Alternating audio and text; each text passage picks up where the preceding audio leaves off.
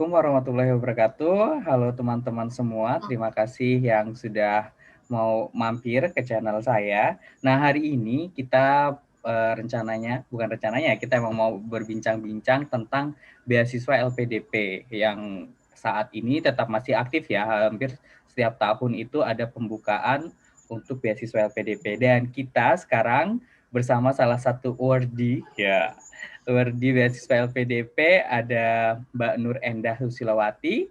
Ini adalah dari PK 168 ya. Udah sampai benar-benar. 168 aja ya. Oke, mungkin bisa. Oke, kita santai aja Baik. ya. Kita Iya nih santai ya. aja. Kita ada Mbak Endah. Mungkin bisa diperkenalkan singkat Mbak Endah dari mana, sekarang kuliahnya di mana? Oke, halo, assalamualaikum semuanya. Nama saya Nur Endah Susilawati, seperti yang tadi udah disinggung sama Kak Ali ya. Saya dari PK 168. Itu termasuk PK bontot karena PK terakhir itu 170. Enggak ding, kemarin udah tambah nih Kak yang dari pendidikan, yang jalur pendidikan sama perguruan tinggi top dunia itu. Tapi Oh. aku nggak tahu terakhir itu PK berapa ya. Cuma kalau di 2020 kita itu PK-nya termasuk bontot PK 168 dan kebagian PK-nya online. Itu Aduh. iya nih, kalau misalkan ketemu sama senior-senior LPDP itu pasti kayak di iniin, PK online ya. Ya karena nggak ketemu sama sekali kan sama temannya. Iya, betul Jadi betul. bener-bener. Nah, kan mungkin banyak orang yang belum paham nih beasiswa LPDP ini apa, kemudian jenisnya apa aja, kan mungkin sudah dapat tuh materinya tuh. Boleh nggak sharing ke teman-teman kita yang sekarang mungkin menyaksikan video ini gitu? Iya nih. Kebetulan aku sekarang tuh kalau aku formasinya kemarin itu reguler dalam negeri Kak. Jadi aku tuh sekarang sedang menempuh pendidikan di Universitas Pendidikan Indonesia jurusan Magister Pendidikan Fisika ya. Mungkin teman-teman. Nah kebetulan aku tuh di universitas aku nih Kak, yang di pendidikan fisika itu barusan pas aku daftar itu barusan akreditasi A, barusan banget tuh. Bener-bener itu Oh. pertama gitu yang Oh. akreditasi A kayak gitu. Nah, jadi dari situ terus akhirnya kan kalau LPDP itu yang reguler nih, yang untuk jalur reguler itu mereka nggak buka formasi sama sekali kecuali untuk universitas yang universitas itu akreditasi A dan jurusannya A. Oh. Jadi dua-duanya A gitu. Nggak boleh kalau salah satunya B gitu kan. Kalau misalkan yang jalur lain seperti afirmasi misalnya itu tuh masih boleh universitasnya A, jurusannya B itu masih boleh. Tapi kalau reguler nggak boleh. Jadi baru pertama kali tuh pendidikan fisika, magister pendidikan fisika itu ada di LPDP itu baru pertama kali. Oh, jadi ini pertama kali pendidikan fisika dan pertama kali di LPDP ini berarti nih ya. Benar, jadi ada baru pertama kali nih. Terus ya alhamdulillah banget waktu itu udah A tuh kan Universitas Pendidikan Indonesia sama Universitas Negeri Malang. Nah, jadi aku daftar di dua universitas itu dan keterima tuh di UPI karena pilihan pertamanya UPI. Ya udah akhirnya ngambil yang di UPI gitu. Terus untuk jalur-jalurnya itu ada LPDP ini membuka sangat banyak sekali jalur untuk pendaftaran itu. Jadi tentukan kita tuh paling cocok yang mana gitu. Pokoknya kan itu setiap jalur itu punya range-nya Kak. Jadi punya syarat-syaratnya itu berbeda gitu. Nah, tingkat kesulitannya tuh tergantung jalurnya masing-masing gitu. Nah, jadi tentuin aja mana yang kira-kira nggak terlalu memberatkan kita dan cocok sama kita kayak gitu. Aku udah pernah punya slide-nya sih, tapi ini nih lupa naruhnya tuh di folder mana gitu. Jadi tapi intinya pertama kita harus ngukur diri kita sendiri dulu ya. Kita ini pasnya benar di Kak. jalur yang mana gitu. Jangan sampai jalur yang kita ambil ini terlalu tinggi, kemudian saingannya juga mungkin terlalu banyak gitu ya. Makanya kita pasnya yang ini nih gitu ya. Bener banget. Jadi kalau misalkan nih ada teman-teman kalau yang PNS nih kayak Kak Ali gitu kan, yang PNS itu ada sendiri Kak ininya jalurnya, namanya targeted PNS. Nah itu kalau yang skor TOEFL-nya itu kayaknya ada sedikit, tapi sedikit berbeda gitu, berbedanya sedikit banget gitu sama yang reguler. Kalau nggak salah 475, atau TOEFL-nya sama, tapi kalau misalkan pakai TOEIC itu lebih rendah gitu. Pokoknya ada itunya gitu, ada bedanya. Itu pertama di TOEFL ya. Terus yang kedua kan kalau LPDP itu punya 3 kali seleksi. Jadi ada tiga kali seleksi. Yang pertama itu seleksi berkas, yang kedua ada seleksi CBT gitu, computer based test. Terus habis itu ada yang ketiga ini wawancara atau substansi. Nah, yang di pertama itu ya seleksi berkas itu ya kita harus yang penting lengkap, yang penting semua lengkap dan sesuai sama apa yang diminta sama LPDP itu ada, itu insya Allah lulus gitu. Oh, enggak. Nah kan kalau yang seleksi berkas ini kan banyak nih ya syarat-syaratnya. Tentunya di websitenya ada, pasti di websitenya ada gitu. Nah, ada. Yang saya tahu salah satu yang memberatkan atau menjadi salah satu tantangan bagi teman-teman semua itu adalah tes TOEFL gitu. Nah, ring-ringnya ini seperti apa? Kayak afirmasi itu ringnya berapa sampai berapa, kemudian reguler itu ringnya sampai berapa sampai berapa. Ini kita bahas yang dalam negeri dulu ya mungkin ya, yang gampang yang sekarang ada. Oke. Kalau tadi seperti yang tadi kita udah singgung, jalur beasiswa LPDP itu kan ada banyak ya. Jadi yang pertama tuh ada reguler. Reguler ini nggak ada keringanan sama sekali gitu istilahnya, nggak ada keringanan sama sekali. Jadi semua syaratnya itu ya itu syarat maksimalnya LPDP itu ada di reguler ini. TOEFL 500, terus ya pokoknya nanti TPA segala macam. Nah, cuma kalau di seleksi berkas itu TOEFL-nya 500 dia untuk reguler. Kemudian yang kedua ada afirmasi. Nah, afirmasi sendiri ini ada beberapa jalurnya, Kak. Jadi ada afirmasi beasiswa santri berprestasi untuk misalkan kita yang mukim di pondok pesantren. Meskipun nih, Kak, lulusnya nih misalnya lulus kuliahnya nih S1-nya udah lama nih ya. Dia lulus S1-nya 2011. Tapi sampai di tahun 2019 atau 2020 ini dia masih sebagai santri, masih mukim di pondok pesantren, itu masih bisa daftar lewat jalur afirmasi santri berprestasi gitu. Jadi bukan terhitung dari tahun lulusnya, tapi dari mukim di pondok pesantrennya gitu. Terus yang kedua ada afirmasi bidik misi. Ini yang kayaknya paling populer ya. Karena bidik misi itu termasuk populer juga kan ya di S1 gitu. Betul.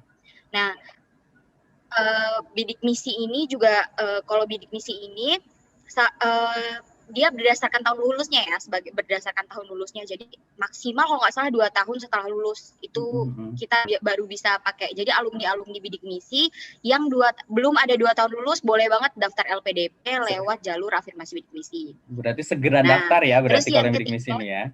Ya benar. Jadi jangan dulu. Kalau mau cari apa sih namanya pengalaman kerja sambil nyiapin berkas untuk daftar LPDP sambil cari kerja gitu.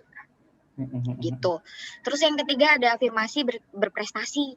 Nah, tadi kan si santri berprestasi. Nah, ini afirmasi berprestasi ini untuk anak-anak yang IPK-nya cum laude atau setara cum laude. Jadi misalkan cum laude itu kan di atas 3,5 ya kalau S1 tuh kan ya. 3,5. Nah, kalau dia cum laude itu bisa daftar itu atau setara cum laude. Jadi meskipun nggak cum laude nih misalkan lebih nih 4 tahun lebih gitu. Tapi dia di atas 3,5 itu bisa lewat jalur afirmasi berprestasi ini. Terus ada afirmasi 3T, masih ada lagi afirmasi 3T. Iya 3T ya. Ini 3T orang yang dari 3T, orang yang berasal dari daerah 3T berarti. Iya, orang yang berasal, tapi syaratnya itu adalah SD, SMP, SMA, semua di daerah 3T itu gitu. Jadi dia menempuh pendidikan SD, SMP, SMA di daerah 3T itu. Dan kalau nggak salah nanti ada kayak ininya sih, kalau afirmasi 3T itu nanti bakal ditanyain, kamu mau balik lagi nggak ke daerah itu? Karena tujuannya untuk membangun daerah 3T itu tadi gitu kan. Terus afirmasi apa lagi ya? Prestasi internasional. Ada lagi nih. Banyak ternyata jalurnya sebenarnya ya. Banyak. Afirmasi banyak, Kak. Luar biasa, makanya LPDP itu membuka kesempatan seluas-luasnya untuk kita semua warga Indonesia lulusan S1 nih yang mau melanjutkan ke jenjang magister. Jadi kalau prestasi internasional ini harus punya ya medali, pokoknya ya dia apa juara 1, juara 2, juara 3 kayak gitu. Nah, sertifikatnya internasional, nah itu bisa dipakai untuk daftar afirmasi. Nah, sekarang kenapa tadi kita sebutin dulu yang afirmasi, karena afirmasi ini TOEFL-nya syaratnya sama semua Kak, 400 aja. 400 apa 450? 450. 400 aja, iya. Jadi teman-teman nih ya yang bidik misi atau yang punya prestasi, ini kesempatan emas karena cuma 400 ya. Dan berbeda ranknya loh, bedanya 100 poin sendiri gitu. Jadi sangat disarankan adik-adik yang ingin melanjutkan sekolah S2 jalur LPDP, ini jalur afirmasinya ini udah banyak nih, tinggal kita mau nggak ngambil peluang tersebut, betul nggak? Bener banget Kak, bener. Dan perlu diketahui nih ya Kak ya, setiap tahun tuh LPDP tuh punya kuota tuh banyak banget, tapi tuh nggak nyampe separohnya loh. Yang keterima tuh nggak sampai separohnya gitu. Jadi memang ya nggak tahu kenapa. Saya dulu sekolah udah kadung dapet beasiswa orang sih ya, belum sempat LPDP. Baru ada LPDP ya. Iya, aduh luar biasa. Keduluan sekolahnya nih. Kecepatan sekolahnya. Ya pasti pokoknya potensi dan peluangnya besar ya untuk LPDP ini bagi teman-teman yang memiliki beberapa poin afirmasi tersebut gitu ya. Benar. Jangan sampai ketinggalan nih untuk pembangunan bangsa, kan SDM-nya harus kita tingkatkan. Salah satu dari beasiswa LPDP ini gitu. Nah, kalau dari kan tadi seleksi berkas yang penting lengkap ya. Afirmasi masih ada lagi nggak ini atau udah habis belum? Afirmasi udah habis. Berarti poin-poin tadi itu ya. Kemudian dari santri berprestasi, kemudian bidik misi. Ada lagi Kak, afirmasi disabilitas. Disabilitas. Afirmasi disabilitas. Nah, ini juga ya LPDP itu sangat concern belakangan ini dengan untuk menyetarakan bahwa orang-orang dengan disabilitas itu sama loh kemampuannya tuh bisa juga gitu. Mereka cuma punya, ya kan setiap manusia tuh punya kekurangan ya. Mungkin kita nggak tampak di fisik kekurangannya, tapi kita punya kekurangan di lain gitu kan. Nah, tapi kalau disabilitas ini mungkin lebih tampak gitu kan kekurangannya. Nah, itu masih ada juga nih afirmasi juga. Afirmasi juga kok sama jadi, gitu. Apa ya? LPDP ini merangkul segala kalangan ya sebenarnya, dan luar biasa concernnya untuk anak bangsa ini luar biasa ini kalau ngelihat afirmasi banyak jenisnya, dan mungkin saat ini tidak semua orang tahu. Mungkin yang tahu hanya beasiswa afirmasi bidik misi atau daerah tertinggal mungkin ya taunya itu, padahal banyak sekali afirmasi yang ada di LPDP yang bisa untuk dicoba gitu kan. Iya, sayang sekali. Padahal banyak sekali itu beasiswa itu. Oh ya, ada lagi dulu itu saya tuh pernah ngisi gitu Kak di tentang LPDP ini. Terus ada anak yang tanya gini, katanya, kok nggak adil banget katanya untuk yang afirmasi bidik misi, padahal kita sama kuliahnya gitu, kita sama susahnya, kok yang afirmasi itu jalurnya tuh lebih mudah gitu, lebih dipermudah daripada kita yang reguler gitu. Karena saya sendiri anak reguler juga gitu, tapi ya memang ngerasain banget sih susahnya menyukupi syarat reguler itu emang susah. Betul. Tapi begini Kak, jadi kalau kata Bu Sri Mulyani itu ada beberapa orang yang starting point-nya itu nggak sama dengan kita.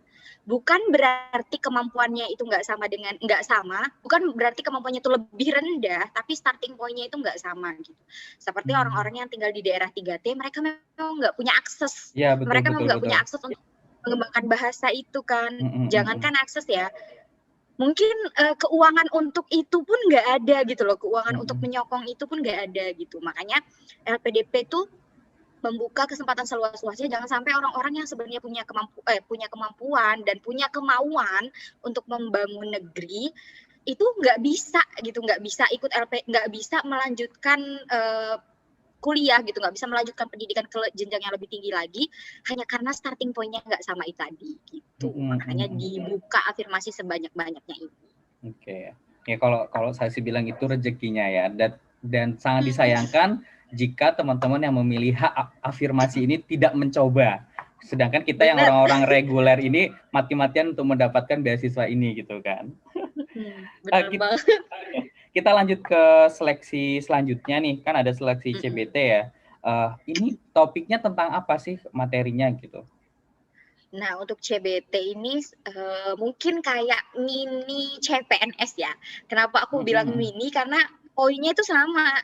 Sebenarnya aku belum pernah juga sih Kak ikut seleksi CPNS, tapi kan tapi kan tahu dari poin-poin secara teman-teman umum gitu ya. Poin-poin secara umum ya mungkin ya. Berarti kayak pengetahuan dasar tentang kewarganegaraan, kemudian Iya, itu tentang ada. matematika dasar gitu ya. Benar. Mungkin Terus ini nih apa sih itu yang kemarin dihebohin itu kepribadian ya? Apa sih? kepribadian, betul-betul. Iya.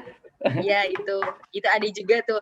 Tapi kalau LPDP itu karena tadi lagi-lagi ini mini CPNS gitu, jadi cuma sedikit soalnya juga. Dan di sini Kak sebenarnya aku yang hampir nggak lulus CBT, percaya nggak? Aduh, kalau berdasarkan pengalaman kan hampir nggak lulus, berarti kan ada yang buat poin-poin itu kecil nih. Nah, karena sudah melewati, triknya apa nih? Tipsnya apa nih buat teman-teman kalau mau belajar? Apakah harus belajar buku CPNS? Ya boleh sih, gitu kan, dijual bebas juga gitu. Iya, TPA Bapenas juga boleh. Intinya adalah tidak meremehkan. Intinya adalah tidak meremehkan. Nah, jadi karena dibilangnya tes CPNS, kan kebetulan juga nih Kak, waktu itu kan aku daftar formasi yang di Jakarta ya, karena di Lampung nggak buka seleksi kan. Jadi aku daftar seleksinya yang di Jakarta. Nah, di Jakarta itu kebetulan CBT itu dapat yang pertama banget. Nah, LPDP ini selalu dadakan gitu. Waktu itu di UIN itu kan lagi kerja di UIN, ceritanya kan aku waktu itu ya Kak. Nah, waktu di UIN itu lagi ada acara untuk pelatihan reviewer yang di Novotel itu 3 hari. Nah, terus aku lagi di situ, terus pengumuman kalau aku dapat waktu tes 2 hari lagi. Di situ lagi tiba-tiba banget kan, kayak mana ini gitu kan. Terus jadi ya itulah belum sempat belajar, belum ini. Nah, di situ karena udah tahu tuh katanya tuh CBT sih ya kayak mini CPNS gitu kan. Dan aku tuh terlalu meremehkan yang bagian verbal, yang bagian bahasa gitu, yang kebahasaan gitu. Ya, padahal untuk yang bahasa itu sendiri itu 60 soal nih ya untuk yang kemampuan numerik, analitik sama bahasa yang verbal itu ada 60 soal. Numerik sama analitik ini 30 dan verbal itu 30 Kak. Jadi lebih besar yang verbal kan. Nah, sedangkan aku sedikit meremehkan nih kan yang verbal. Ternyata ya ampun kemampuan verbal aku tuh luar biasa. Waktu itu kan langsung keluar ya. Langsung keluar gitu karena CBT. Kalau udah finish keluar nilai biasanya kan. Nah, waktu itu standar yang untuk 100 yang untuk reguler itu 180 skornya. Dan aku tuh 185. Tenang aja, saya CPNS juga mepet kok.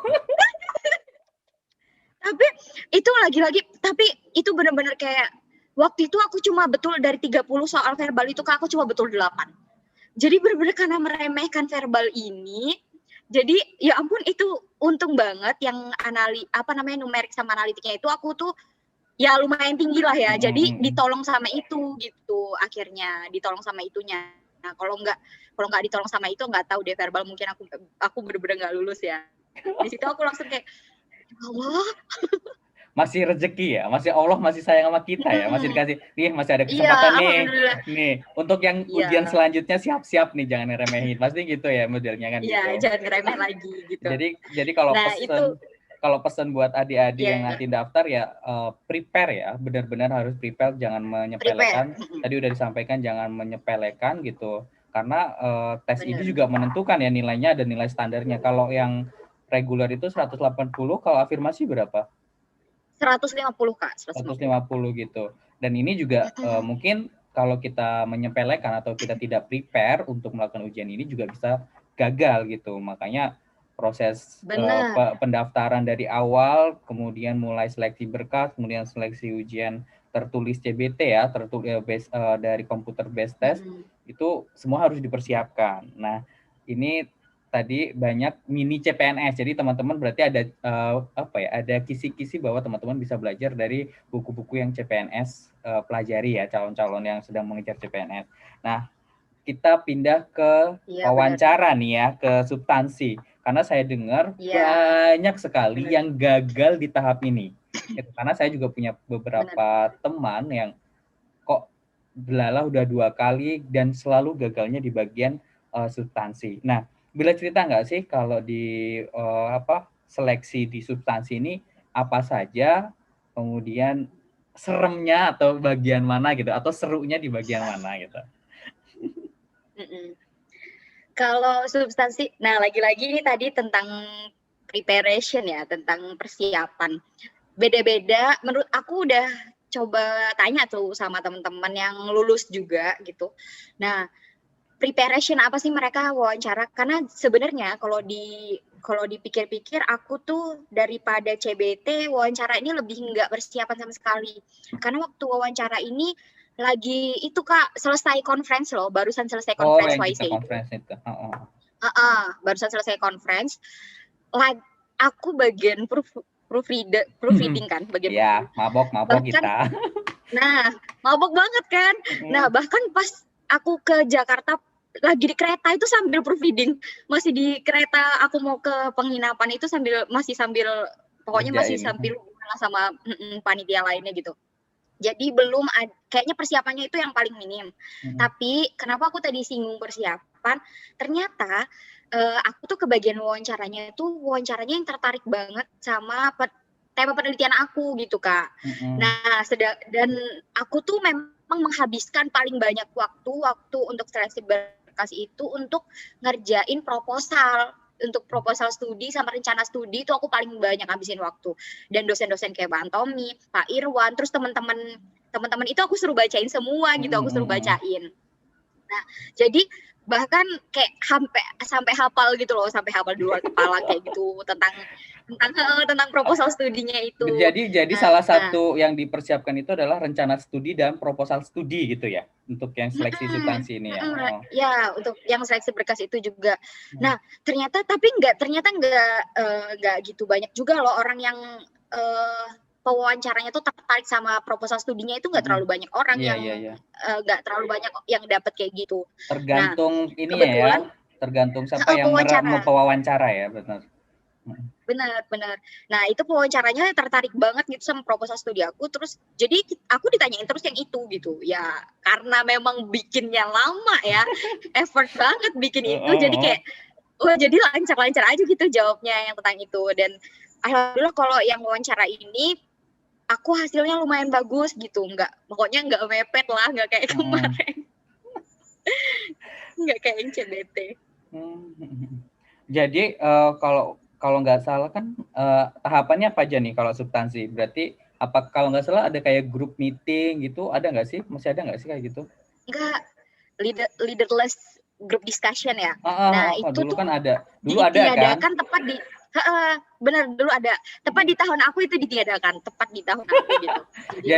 Jadi terakhir berarti kalau seleksi substansi ini lebih ke nanti ada tes yang kayak tentang kayak buat IC nggak sih, atau yang udah cukup dari kan kalau dulu itu kayak saya akan menjadi apa setelah keterima LPDP, dulu kan ada tuh di seleksi zaman dulu ya, kontribusi untuk negeri. Di Angkatan Indah mungkin sudah tidak ada ya. Mungkin sekarang tinggal adanya, tapi essay on the spot ada. Aku lupa tadi yang di CBT juga ada essay on the spot.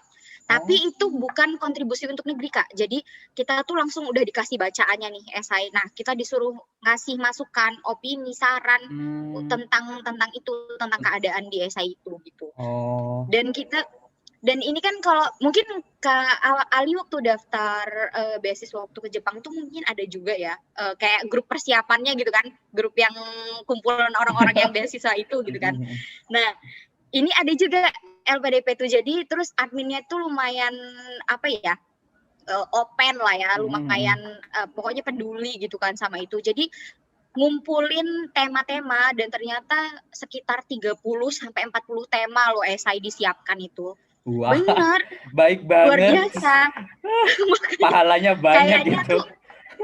Bener, jadi kayaknya tuh kemungkinan kita untuk ketemu orang yang sama esai sama kita tuh ya lumayan sedikit gitu loh. Jadi kayak ya udah gitu. Jadi ya bener-bener ya nggak contekan. Terus ininya juga soal-soalnya juga kita tanya satu sama lain itu nggak sama sih soal-soal yang CBT-nya itu. Oke. Emang Jadi mungkin emang di random ya berarti biasanya soal-soalnya. benar. Dan Oke. disiapkan secara matang gitu. Berarti di CBT atau di walaupun essay on the spot ini lebih kayak membedah sebuah essay berarti ya. Lebih ke membedah sebuah isi. Dan kalau yang untuk substansi tadi kan seperti yang kita singgung tadi, kalau tergantung wawancaranya masing-masing nih ya. Nah, Betul. ada tuh yang salah satu yang pendaftar juga, aplikan juga, itu yang ini apa namanya dapat pertanyaan tentang esainya, tentang apa yang dipertanggungjawabkan dia di esainya gitu. Iya, Nah, oke. sedangkan ada juga yang kayak gitu. Nah, kalau aku sendiri nih jujur, kalau misalkan aku ditanyain ketika wawancara tentang esai, aku nggak tahu aku nulis apa. Dasar kebiasaan. Iya, itu bener-bener udah pusing banget. Karena essay on the spot itu luar biasa loh. Kita bener-bener apa ya yang bikin pusing itu satu ruangan itu kan sekitar mungkin 60-an orang ya. Itu semua cetak kan pakai komputer ya. Keyboardnya iya, cetak harus cepat lagi kan, mungkin ada timernya kan. Iya, cuma 30 menit kok nggak salah ya. 30 atau 20 menit gitu. Luar biasa. Berarti jadi buat jaga-jaga teman-teman semua bahwa di CBT itu ada selain tes mini CPNS, ternyata ada juga sesi membuat IC atau membedah IC gitu dalam waktu sekitar kurang lebih 30 menit. Nah, nanti juga ada juga di pas tes substansi itu juga ada IC on the spot juga ya berarti ya nanti itu.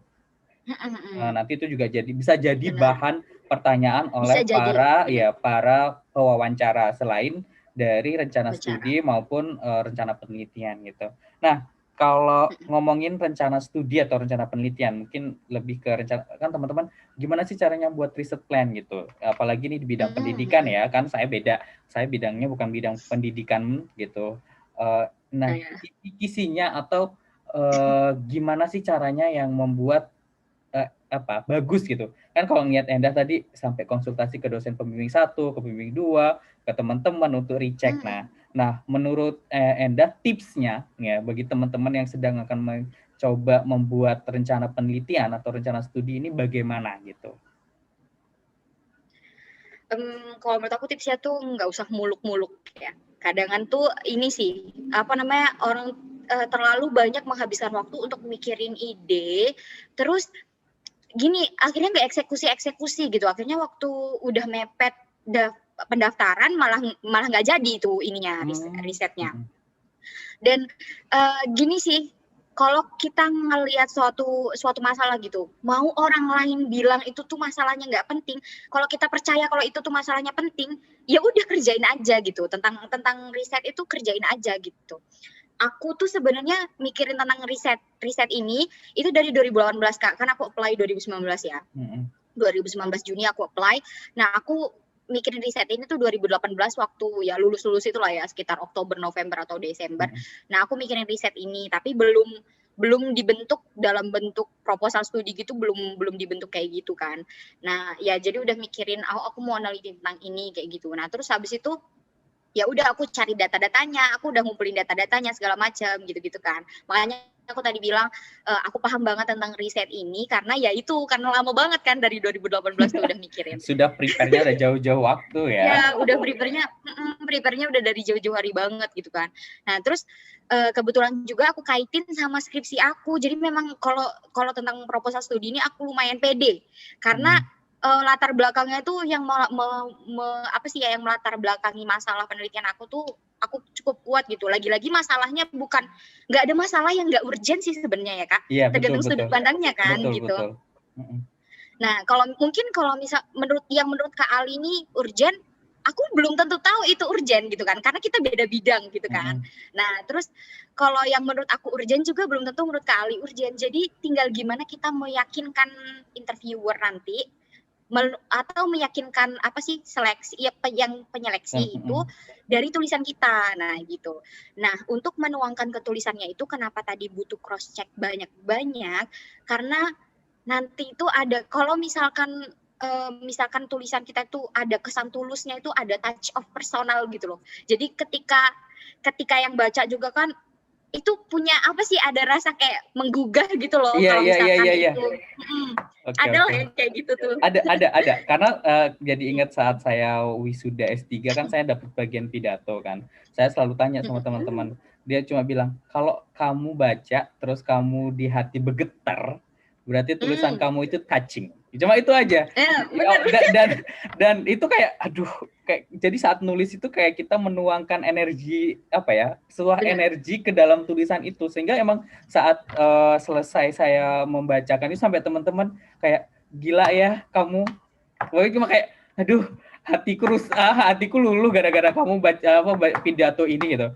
Ya benar tadi itu, bahwa ada energi yang kita saat menulis itu, ada ketulusan, kemudian ada ke-awareness-an kayak mungkin kalau riset kayak sebuah kepedulian kita, ini loh masalah loh sebenarnya gitu. Iya, benar kayak gitu.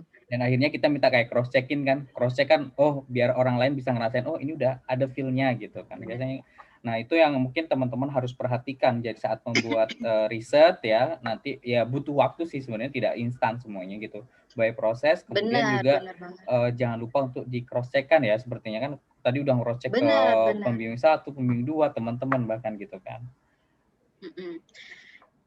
Nah itu juga proses cross check tadinya itu bener-bener, padahal tuh kan kita mungkin kayak Kak Ali juga tuh kan udah sering banget ya tentang di penulisan kayak gitu.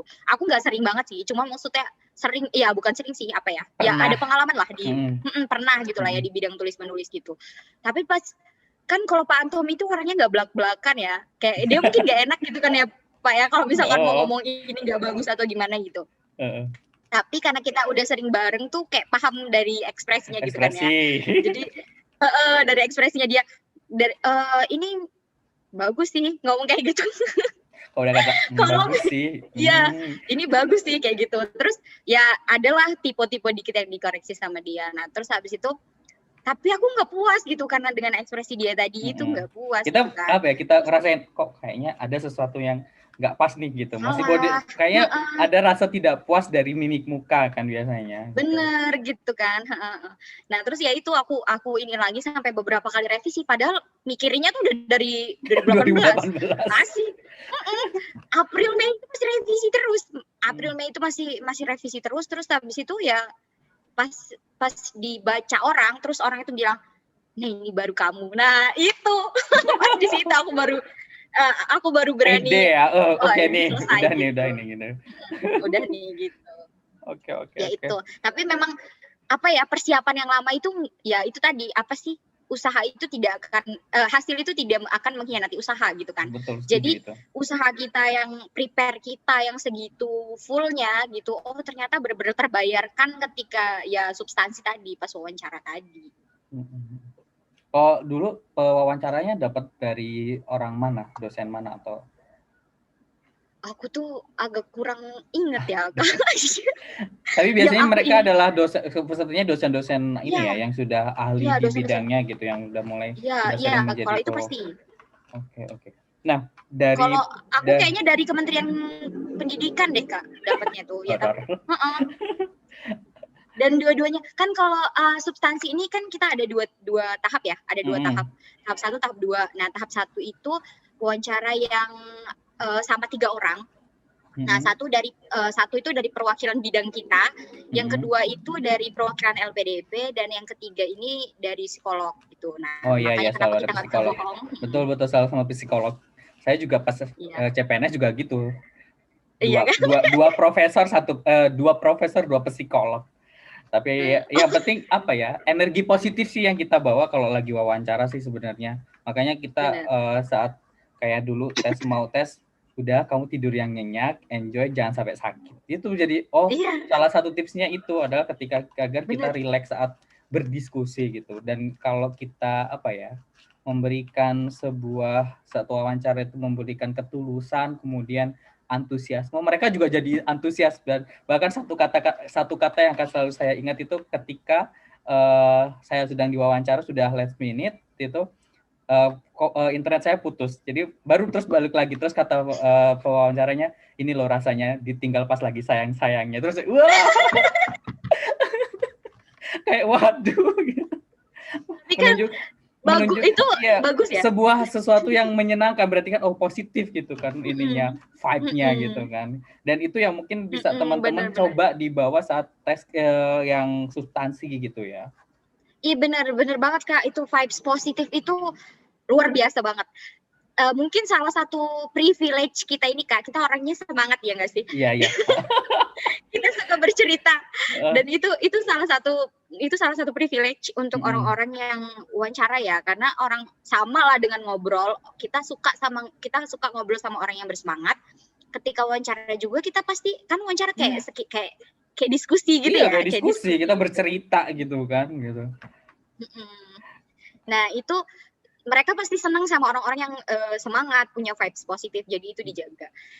Waktu wawancara juga tuh Kak, aku barusan sampai ke tempat penginapan aku itu sore lagi malam sekitar jam 8 malam gitu.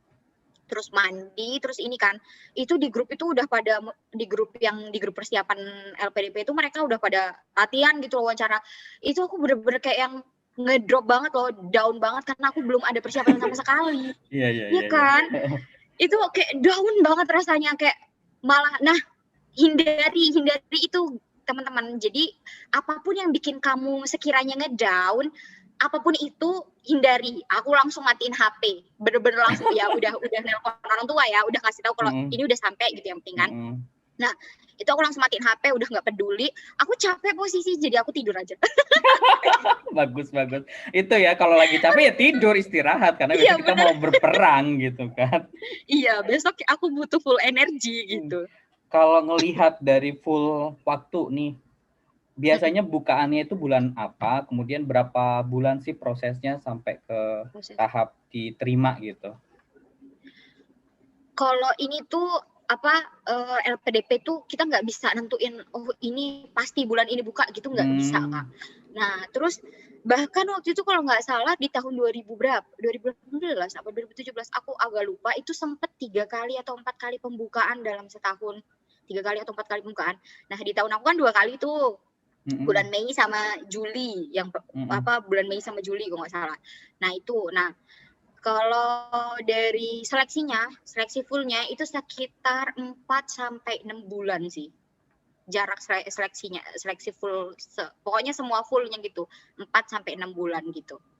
Sekitar segitu, sampai substansi dari dibuka sampai substansi pengumuman gitu. Berapa 4 bulan? 4-6. Beda-beda ya, tergantung panitia saat itu. Nah, kan ini tadi ada seleksi berkas, CBT, kemudian substansi gitu. Nah, kalau Endah mau berpesan nih buat adik-adik, ini kan mungkin dari awal sampai akhir ya, kira-kira pesan apa sih untuk adik-adik yang ingin atau teman-teman yang ingin mendaftar beasiswa LPDP ini? Kalau pesannya itu pokoknya persiapan ya. Menurut aku sih persiapan dari semua, karena menurut aku dari seleksi 1, seleksi 2, seleksi 3 itu semuanya tuh butuh persiapan yang matang. Seleksi 1 itu mungkin persiapan kita nggak perlu pertanggungjawaban ya, kayak kalau misalkan CBT kan kita butuh ini gitu kan, mikir gitu kan. Terus habis itu yang substansi nanti kita mempertanggungjawabkan gitu istilahnya apa yang kita tulis. Mungkin seleksi 1 itu nggak butuh pertanggungjawaban kayak gitu, tapi itu seleksi yang paling banyak syaratnya gitu kan, banyak banget syaratnya. Berkasnya ya. Berkasnya banyak banget dan itu nggak bisa dikerjakan dalam waktu 1 malam gitu. Jadi nggak ada namanya, aku sih udah nanya-nanya juga ya sama teman-teman, itu nggak ada yang namanya apply beasiswa itu yang mereka nyiapin dalam waktu 1 malam tuh nggak ada gitu. Kalaupun ada yang 1 bulan tuh Kak, ini cepet loh persiapan beasiswa dalam 1 bulan kan. Tapi dia memang udah punya, dia cuma persiapan 1 bulan itu persiapan LPDP-nya aja. Dia memang sudah persiapan untuk beasiswa dari jauh-jauh hari gitu kan. Jadi ya dia udah punya, kalau maksudnya persiapan beasiswa itu teman-teman, jadi dia udah punya nilai IELTS atau TOEFL, dia udah punya nilai, dia udah punya rencana studi duluan meskipun belum dalam bentuk teks yang sesuai sama maunya LPDP ya. Dia sudah punya itu gitu, jadi kan tinggal diolah sedikit lagi gitu kan. Nah itu sih gitu, jadi gak ada yang namanya persiapan itu singkat gitu, gak ada. Oke. Jadi intinya preparation-nya pokoknya harus sempurna pokoknya. Dan jangan malas karena banyak sekali dokumennya gitu. Dan mungkin mencoba untuk join grup-grup tadi itu ya. Mungkin join grup sebagai informasi grup gitu ya. Untuk teman-teman berbagi informasi terkait LPDP gitu. Sering-sering aja kan banyak banget tuh apa namanya webinar-webinar LPDP itu kan banyak banget ya Kak. Nah itu ini juga. Oh ya aku juga tadi belum kasih tahu kalau ada standarnya nilai wawancara ini. Wawancaranya ada nilai standarnya. Dan itu berbeda juga nih antara afirmasi dan reguler. Jadi kalau afirmasi itu 600 itu lulus. Kalau reguler itu 750.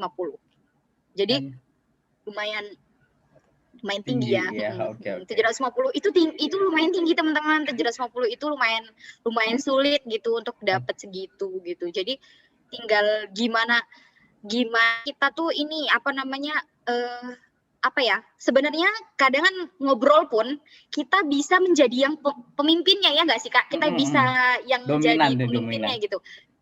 Kita bisa jadi yang dominan gitu. Nah, usahakan kalau misalkan kita kayak aku pahamnya kan di proposal studi aku. Jadi aku menggiring gimana caranya biar interviewer itu, pewawancara itu tertarik sama proposal studi aku dan akhirnya ngulik-ngulik di situ terus gitu. Nah, kan wawancara juga dibatasi waktu ya. Paling lama tuh sejam sih kayaknya. Kayaknya paling lama tuh sejam gitu. Nah, terus nggak ada juga sih patokan yang kalau wawancaranya sebentar nggak diterima, lama diterima, nggak ada patokan kayak gitu. Nggak ada patokan kayak gitu. Jadi tapi ya biasanya lama itu kan karena tertarik ya berarti Kak. Betul. Biasanya kan lama. Ya karena kalau cepet bosen, ayo udahlah mau ngobrolin apa ini, anaknya nggak asik gitu kan gitu. Tapi kalau lama, pasti ada aja yang diobrolin gitu kan. Iya benar gitu. Dan itu jadi kita harus pintar-pintar untuk ajak aja ininya pewawancaranya ngobrolin. Misalkan dia udah masuk sekali topik itu ke topik yang ini aku kuasai nih. Nah, terus aja di situ. Jadi kita bikin pernyataan-pernyataan yang kira-kira nanti bakal ditanyain sama beliau gitu. Apa kamu ini? Apa ini kayak gitu. Gitu aja sih Kak. Karena substansi itu yang paling banyak yang gagal ya. Substansi itu banyak yang gagal. Oke, ini terima kasih banyak loh Mbak Enda sudah sharing-sharing ya tentang beasiswa LPDP. Nanti mungkin teman-teman yang ada di luaran sana yang hari ini mungkin nonton video ini walaupun sederhana gitu, kami mohon maaf ini masih latihan jadi YouTubers gitu. Semoga bermanfaat ya. Yang pasti semoga informasi ini bermanfaat ya. Kemudian saya juga nanti teman-teman mohon untuk komen kira-kira beasiswa apa lagi sih yang ingin dikulik gitu. Nanti mungkin juga Mbak Eda bisa juga nanti jadi narasumber lagi tentang gimana sih kuliah di UPI gitu ya. Nanti setelah offline gitu ya, offline di salah satu universitas pendidikan tertua di Indonesia kan gitu. Oke, terima kasih banyak Mbak Enda atas waktunya. Iya, sama-sama Kak. Makasih juga aku udah diundang. Semoga bisa ketemu offline ya kapan-kapan lagi nih. Iya, benar. Oke, terima kasih. Terima kasih banyak semuanya yang udah nonton. Jangan lupa untuk like. Apa lagi ya? Subscribe. Karena subscribe ya. Di channel, komen. Yang penting komen tuh banyakin ya teman-teman. Subscribe juga. Jadi biar kita bisa mengekspor lebih banyak informasi-informasi tentang beasiswa. Dan mungkin juga ada beasiswa dalam kampus yang mungkin belum banyak orang tahu mungkin ya. Oke, terima kasih banyak Mbak Enda, terima kasih banyak teman-teman semua.